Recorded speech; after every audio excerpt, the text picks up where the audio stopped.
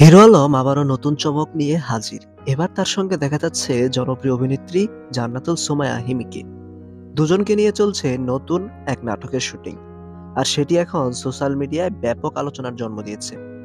Shooting set থেকে কিছু ছবি ও ভিডিও ছড়িয়ে পড়তেই নেটিজেনদের প্রতিক্রিয়া তুঙ্গে।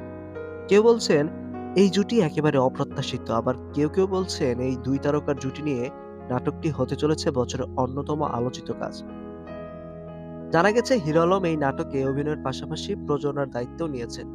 অন্যদিকে হিমি এখানে ভিন্নধর্মী চরিত্রে কাজ করেছেন, যা তার আগের কাজগুলো থেকে সম্পূর্ণ আলাদা।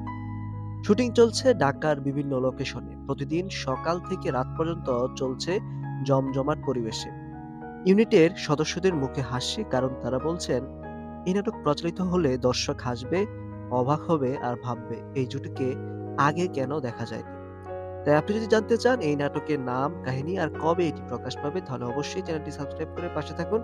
শেষে শুধু একটা শেষে শুধু এটুকু বলা যায়, হিরো আলম আর জান্নাতুল সুমাইয়া হিমির এই জুটি যদি দর্শকদের মন জয় করতে পারে, তাহলে এই নাটকই হতে পারে বছরের সবচেয়ে আলোচিত বিনোদন।